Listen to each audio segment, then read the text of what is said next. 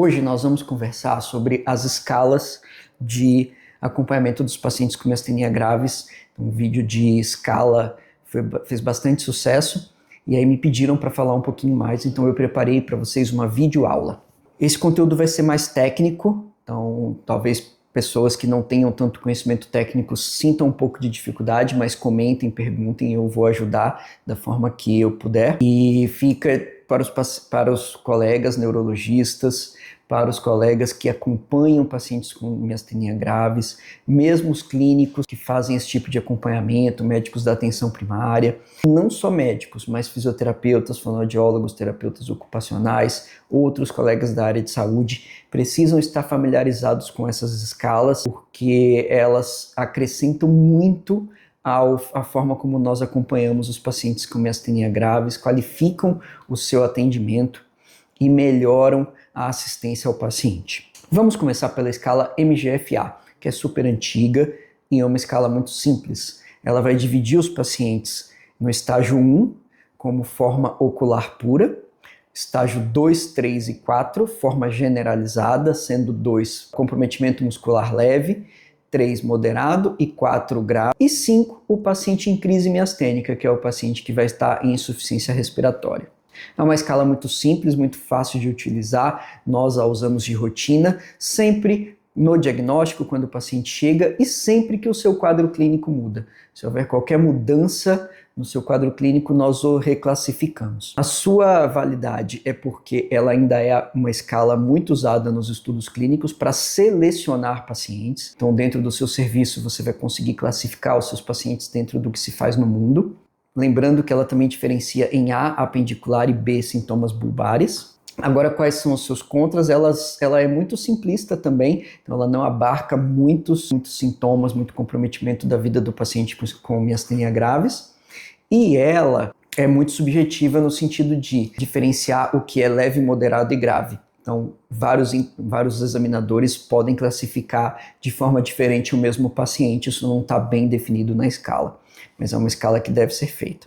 A escala QMG é uma escala muito mais complexa. Atualmente é uma escala, pelo menos no Brasil, usada apenas em estudos clínicos, porque ela demanda muito tempo de consulta e demanda uma avaliação muito técnica, principalmente utilizando equipamentos. Então nós precisamos de um dinamômetro para avaliar a força, o paciente vai precisar deglutir água na nossa frente, a gente faz avaliação respiratória, é uma escala muito complexa.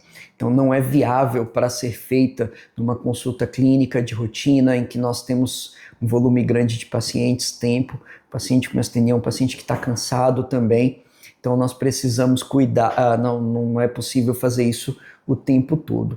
Mas é uma escala que ainda é um dos principais desfechos clínicos dos estudos clínicos que a gente tem disponíveis hoje. Então é uma escala para grandes centros de referência e unidades de pesquisa que deve ser usada, apesar da gente não conseguir usar na prática. A escala MG-ADL, essa sim é a escala mais usada atualmente por todos, principalmente nos estudos clínicos. É uma escala muito simples, consta de 8 itens, como eu descrevi naquele vídeo, fica aqui para vocês, quem não viu, vá ver. E é uma escala que abarca funcionalidade. Então, através da escala MG-ADL, nós vamos perguntar sobre atividades da vida diária da pessoa com miastenia. Então, nós vamos ter uma ideia de como está a vida funcional no dia a dia. É uma escala muito simples, são perguntas que nós já faríamos normalmente numa consulta ao paciente com miastenia graves, então ela não agrega tempo, ela não aumenta muito o tempo de consulta, ela pontua entre 0, 1, 2, 3, então é muito fácil de pontuar, a gente não precisa fazer grandes contas, e é uma escala que dá uma ideia muito importante de como é que está o impacto funcional na vida do paciente. É uma escala que nós fazemos de rotina no nosso ambulatório e é uma escala que eu recomendo demais que todos os colegas façam. Então esses são os principais prós dessa escala. Quais são os contras? Ela tem muita ênfase no comprometimento bulbar, no comprometimento de fala, de garganta, e menos no ocular. Então, às vezes o paciente tem um comprometimento ocular que impacta muito na sua qualidade de vida e ele não é levado tanto em consideração.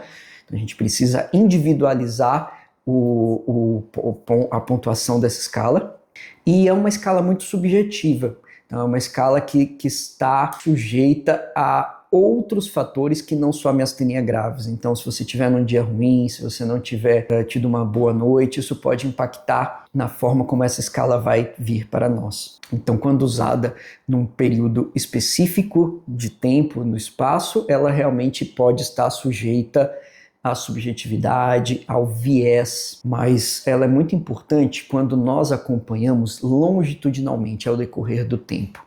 Então eu recomendo sempre aos meus pacientes que façam essa escala por si só. Então ela está disponível na internet, eu vou deixar um link aqui de onde eu recomendo que os pacientes procurem ela e façam como se fosse um diário de tempo em tempo. Isso, quando você avalia na consulta, você vai ter uma ideia de como a doença tem evoluído com o decorrer do tempo. E aí você diminui o efeito da subjetividade e acaba tendo um dado mais palpável, um dado mais fidedigno de como está o seu tratamento. Nós consideramos que o paciente teve uma melhora ou piora quando a escala varia em torno de 2 pontos. Isso varia entre 2 e 3 pontos nos trials, a gente acaba considerando 2 pontos na prática. A MG Composite é uma outra escala parecida com a MG-ADL, só que ela vai acrescentar dados de exame físico. Então o médico vai precisar fazer um exame físico para pontuar nessa escala. Então ela vai ter as perguntas muito parecidas com a MG-ADL, e aí nós vamos precisar que o paciente olhe para cima por 1 minuto, olhe para o lado por 1 minuto, vamos avaliar a sua força cervical, sua força no braço e força no quadril.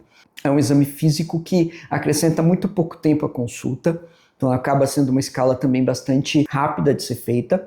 Ela é um pouco mais chata na pontuação, porque ela não pontua linear 0, 1, 2, 3, então cada critério vai ter um peso diferente, então às vezes você precisa ter uma colinha, eu particularmente tenho uma colinha no computador ou no telefone para que eu possa pontuar, mas é uma escala que agrega, além da subjetividade que o paciente nos traz, um pouco do que a gente palpa. Um médico, profissional de saúde no geral, ainda gosta de pegar, né, gosta de ter a sua própria avaliação física, então ela agrega bastante, sim, dados à consulta. É uma escala bastante usada em centros de referência pelo Brasil, entre os colegas que eu converso. Então, é uma escala que tem como prós, além de avaliar a subjetividade, trazer o aspecto técnico. Como contra, vai aumentar um pouco a sua consulta, mas não é pouco, e você precisa ter uma colinha para pontuar. Mas é uma escala bastante útil na prática. A escala de qualidade de vida que nós usamos é a MG-QOL-15. As escalas de qualidade de vida aí já alteram um pouco a dinâmica da consulta, porque elas vão trazer um pouco de como a doença impacta não só no momento, mas elas vão trazer a expectativa de futuro. Elas vão trazer as expectativas de como vai estar a vida, de como a gente se planeja, do que a gente precisa fazer, de como a gente identifica os impactos da doença não só no momento, mas para frente. E quando a gente lida com escala de qualidade de vida, a gente acaba trazendo sentimentos, trazendo emoções, e isso pode gerar um desconforto, uma reação emocional mais intensa durante a consulta. E tudo que a gente traz como profissional de saúde e que o paciente manifesta, a gente precisa acolher. Então é uma escala que eu entendo nem sempre é possível aplicar no dia a dia, porque a gente não vai conseguir acolher todos os sentimentos que vierem, mas sempre que possível ela agrega muita informação. Não é uma escala que a gente consegue fazer sempre, mas que a gente faz sempre que pode. E como contra, ela vai aumentar o tempo da sua consulta e você vai precisar acolher tudo que vier. Como pró, ela vai te dar uma ideia de como a doença e de como a sua proposta de tratamento está sendo enxergada para o paciente naquele momento de vida e como isso impacta no seu planejamento de futuro. No nosso centro de referência em doenças neuromusculares, como nós fazemos? Então, eu geralmente entrego a escala de qualidade de vida para o paciente para que ele mesmo preencha na sala de espera ou enquanto eu estou preenchendo papéis de burocracia. E a escala MG-ADL e a MG Composite eu aplico durante a consulta. Então, nós temos quase sempre as 3 escalas em todas as consultas. A MG-ADL vai me trazer o aspecto subjetivo e de funcionalidade, porque a subjetividade ela não é um problema, ela é um aliado, porque ninguém conhece melhor o seu corpo do que quem sente o que está acontecendo. Nós só precisamos saber filtrar as informações, saber qualificar as informações. E aí, quando a gente associa a MG Composite, que é uma escala em que nós vamos pegar no paciente, sentir como está o comprometimento físico, com a de qualidade de vida, nós conseguimos ter uma boa ideia de se os sintomas estão mais relacionados com a miastenia, se tem impactos externos interferindo também, em que peso os impactos externos estão interferindo, porque nunca é uma coisa só, nós somos muito mais complexos que isso, então geralmente tudo acontece ao mesmo tempo e cabe a nós profissionais de saúde triarmos o que está pesando mais e tratarmos de forma adequada o nosso paciente, oferecermos de forma adequada os melhores tratamentos para os nossos pacientes.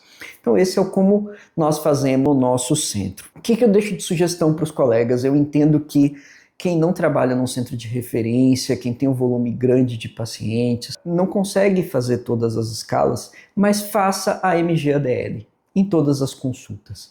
Então a MG-ADL, depois que ela entra na sua prática clínica, ela não acrescenta tempo na sua consulta e ela é muito simples e ela vai te trazer um aspecto, apesar da subjetividade, muito objetivo para monitoramento do seu tratamento. Oriente o seu paciente a trazer essas escalas ao longo do tempo para você.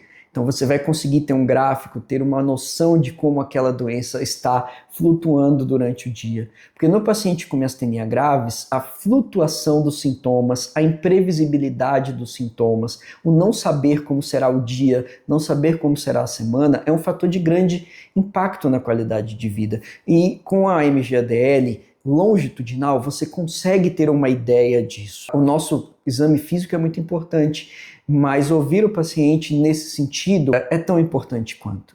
Porque nós precisamos dar atenção ao que mais impacta para ele ou para ela, né? Então, fazer a MG-ADL sempre em toda consulta e estimular o nosso paciente a trazê-la pronta para nós em outros momentos da vida faz muita diferença. E agrega a nossa consulta, modifica a conduta, valoriza o nosso atendimento. Então esses são os principais parâmetros que a gente tem de escalas clínicas em miastenia graves, o como eu faço na prática e a dica que eu dou para vocês, colegas profissionais de saúde, para pacientes e para cuidadores. Curtam, comentem, compartilhem. Se tiverem dúvidas, mandem nos comentários e vamos trocar ideias e debater para que a gente possa tratar da melhor forma possível quem nos procura.